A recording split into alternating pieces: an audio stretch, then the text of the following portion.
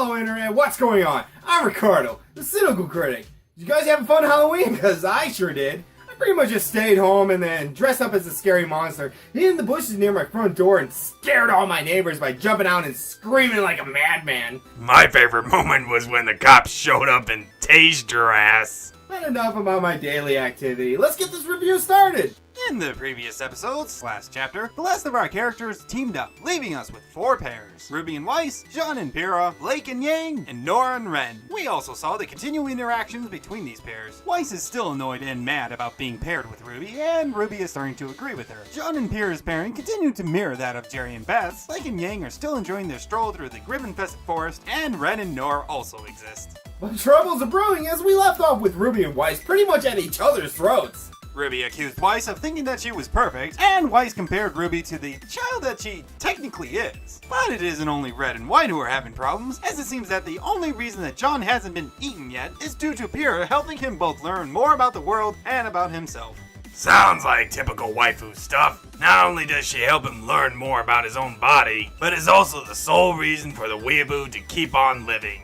This is put to the challenge, however, as they stumble across a giant scorpion grim after confusing it with the relic that they were looking for. John is thrown halfway to China, leaving Pyrrha alone to fend off the beast. And while Blake and Yang's time together has been relatively calm after their initial meetup, it's clear that adventure is about to literally fall upon them in the form of Ruby literally falling on them. As for Ren and Nora, well, who frickin' cares? Not Rooster Teeth, apparently, because even though Ren's voice actor made the damn show, neither he nor Nora have gotten much screen time or development so far. But I have a feeling that might change, as it seems that this episode, being the first episode since the first episode not to be cut in two, our characters appear to be converging now. So let's quit our jabbering and start the review. Lakana, roll the clip. Skip the Maloo, my darling. Ruby! I told you this was a terrible idea! Did I miss something? Where the hell are they? On the side of a plane? I am so far beyond worrying! Well, why don't we just jump? What are you, insane? Well, considering the fact that you survived the last fall, that doesn't sound like a bad idea. What are you, insane? Oh, you insufferable little red... What are the fucking odds? It's an anime. Moreover, he's a scriptwriter, so I'd say the odds are pretty freaking good. Well, at least we now know what happened to John in the last episode. He got catapulted into this episode. Well, Blake and Yang don't have long to wonder what the frick just happened. As Nora and Ren come running in on an Ursa, their charges towards them followed closely by the Death Stalker that had just launched John. I am very impressed at how well she can run in fucking high heels. And Nora gives us another meme to add to the pile that Ruby is amounting. I'm queen of the castle. I'm queen of the castle. Looks like this opening's humor isn't funny enough. Quick, shout out each other's names in a comedic fashion.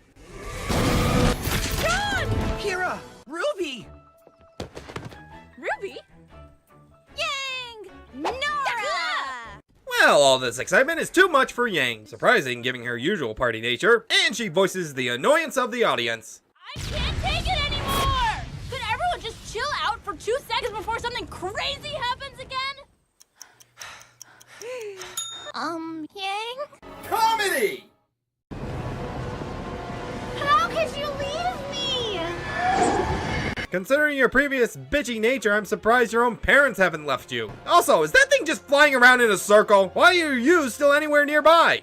Well, Weiss isn't there for much longer as she falls. But before hitting the ground, the White Knight leaps in to save her. Just dropping in. And, well, I guess we're playing by cartoon physics now. No! As well as their comedic antics. As Pyrrha is beaten and thrown by the scorpion, Ruby decides that if the best fighter of the first years can't beat it, then she must be able to and rushes in. You ran in with no backup, Ruby. What did you expect to happen? In the same manner that most noobs discover when playing their first MMO, Ruby takes one shot at the beast, decides that she is in over her head and makes a break for it, but is stopped by the Nevermore's feather attack. I believe a wise woman once said, Meta Man, Express Elevator, Diner Guy, Snag on Takeoff, Splashdown, sucked into a vortex, no kicks! Well, upon seeing that her sister's now in trouble, Yang rushes out to save her. The rest of you don't worry, one of your fellow classmates is about to be eaten. It's not that big of a deal. Just hang back and let her lone sister handle this. Well, Yang too is stopped by the bird's feathers. I'll repeat that. Yang is stopped by a bunch of fucking feathers! And can't make it to Ruby in time, who instead of removing her cape or cutting it with a big ass scythe she has, simply tries to tug herself free as the Deathstalker bears down on her. Oh no, it got to black. I guess that means Ruby is dead. It wasn't the usual cut to black before revealing that the Ex Machina saved the day cliche. So childish. Weiss? What? I am so surprised. I did not see that coming.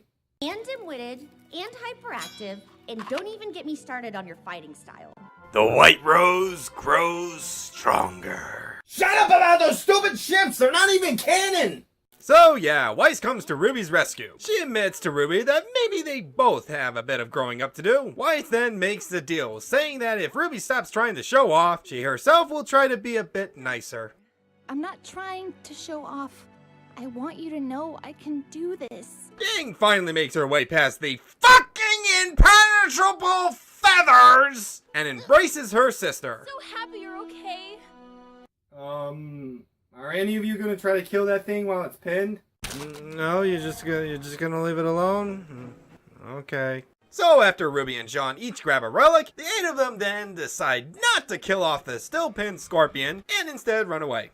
Didn't you already say that? It's a stupid plot hole. It deserves to be mentioned twice. Well, as they cheese it, the Deathstalker begins to break itself free, Ruby stands on a rock and strikes a pose, and Yang expresses pride in her sister. Turns out though that they aren't going to get very far with a bird of prey overhead. So as they reach some more ruins, whose origins will never be explained, they decide to stand their ground and fight. I'm not really gonna show what happens next. This is one of the coolest things that happen in this volume. But I will say that it's one of the coolest fights to have in this volume, and an interesting look into the characters. Wait, you're not going to show them the fight? I just don't want to spoil it for anybody who hasn't watched it yet. Idiots! Most of the dudes who are watching your reviews not only have seen RWBY, but are dedicated fans of it! Why do you think we got so much hate during the trailer reviews? I'm just saying, I don't want to spoil it for anybody who hasn't watched it. And you call yourself a reviewer? Just say a few things, man! Okay, I guess I can say something. Damn it. Well, like I said, our 8 little shipping baits here decide that they need to stand their ground because it's clear that the 2 Grimm aren't going to give up trying to kill them, which is most prominent when the bird crashes into the bridge that they're trying to cross, separating them. John sees that his waifu's in trouble and tells Nora to get them over there, which he does in the most impractical of ways.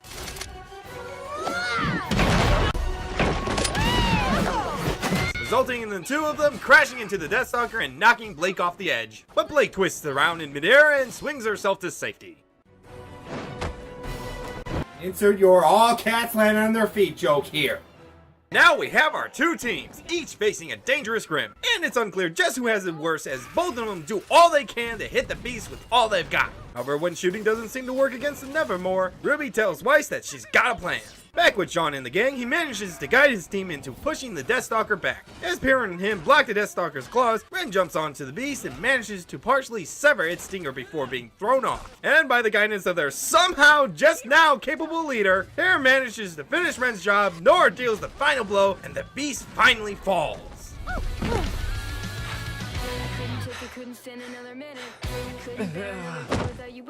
That was some unintentional dark humor, wasn't it?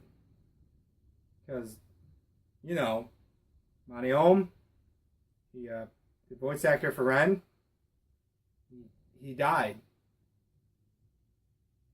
I'm gonna go crying in the corner.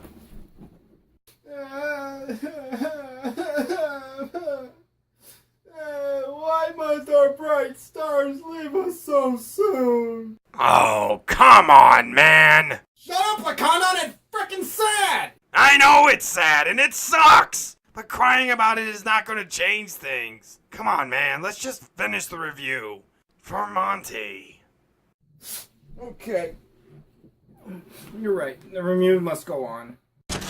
Anyways, back with Yang, we see that she's trying to literally punch a bird out of the sky, which almost works.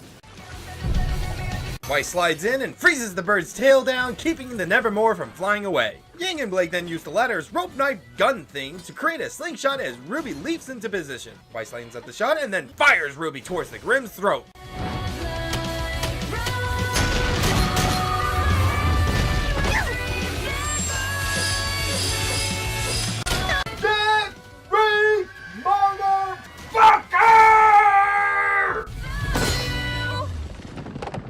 And that, ladies and gentlemen, was fucking awesome! Go watch it yourself! Hell, even if you've seen RWBY before, go watch it again! Guys, how do I get down? Don't ruin the moment, Yang. Don't ruin the moment. Well, that was a thing. God damn it, Bart! Back at the school, we see the students being paired into full teams. Turns out the chess pieces were just another way to randomize team members, Told you it was a stupid method!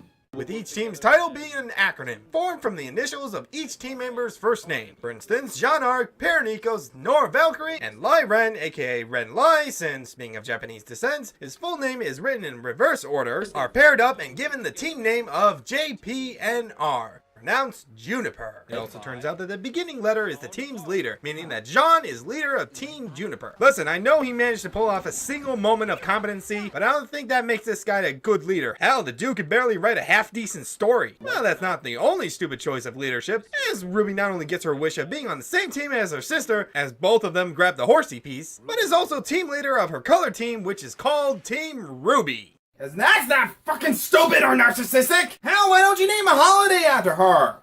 Today, my fellow remnanters of July 18th shall be forever known as RWBY Day. I thought that was already a holiday. I mean, the RWBY fanbase already worships it as a holiday. Also, I'd like to restate my continuing confusion on why these two are called sisters, when not only do neither of them look alike, but both of them have completely different surnames. Ruby Rose and Yang Xiaolong.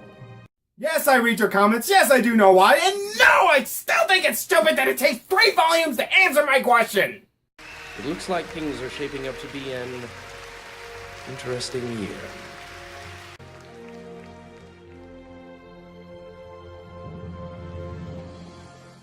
Meanwhile, at the Legion of Doom. A little context to what any of this means would be nice. Yes? Maybe? I mean, I'm happy to see Roma Torchwick again, but apart from a general atmosphere of evilness, I think I need a little bit more to go on before I can start feeling afraid for our characters. Well, Rooster Teeth doesn't think so, because that's the end of the episode. We're gonna need more men.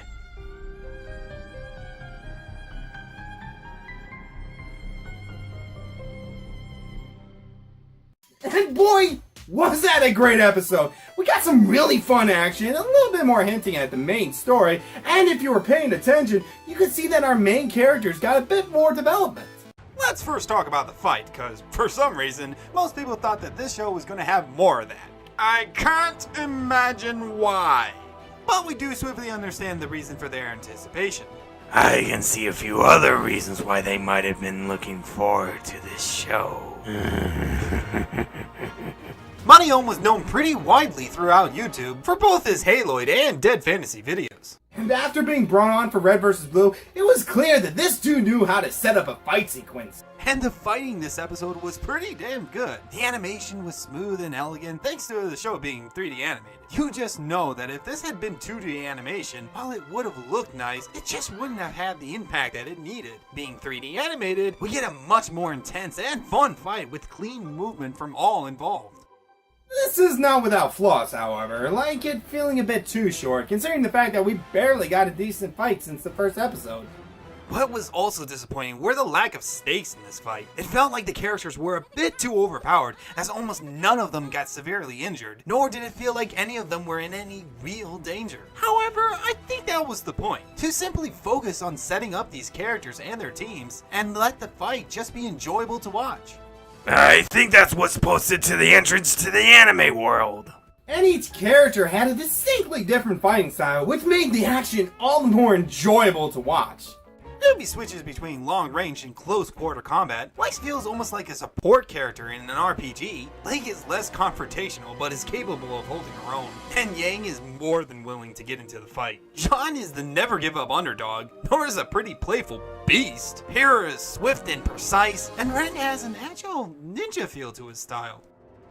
Let's not forget that somehow half these girls were able to do all that physics-defying feats while wearing goddamn high heels! Speaking about the characters, Still pisses me off. It's nice to see the kinder side of Weiss. Again, it's clear that she's bitchy, but what might not be clear, especially to those who haven't seen the White trailer, is that it's most likely just a product of her uprising. She is the heiress of a major company, and it's not only likely that she's used to getting things her own way, but it's also likely that she's a bit wary of making friends, due to the fact that they're likely just using her for her wealth and power.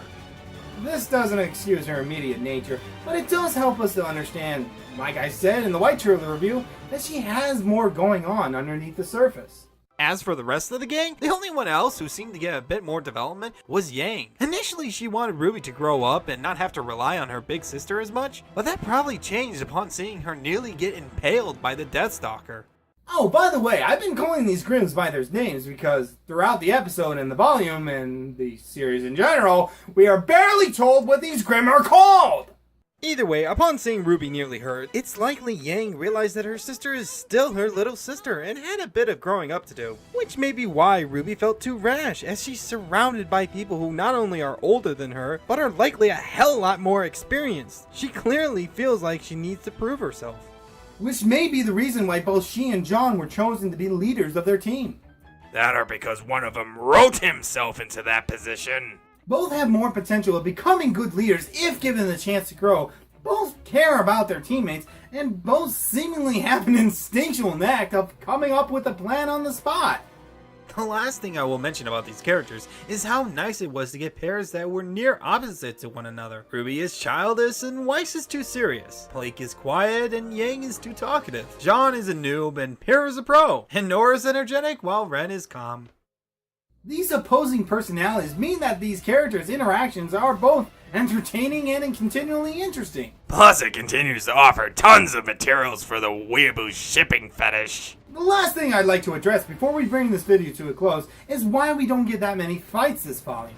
For the most part in anime, I feel that they focus too much on the spectacle of fighting or the comedic antics of the characters instead of on the characters themselves. And if we had gotten at least a fight of some kind per episode, we would have been tired of them and battle fatigued by the end of the volume. Spending more time on the interaction of the characters was probably the best idea to go for. True, we could have had a few better interactions and some of the characters could have been a little less cliched, but they were still enjoyable to watch.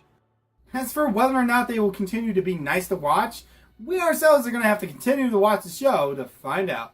So until next time, thanks for watching, guys. I'm Ricardo, the Cynical Critic. With me, no movie's sacred, no video's safe, but all deserve a chance. I'll catch you guys next time. Toodles!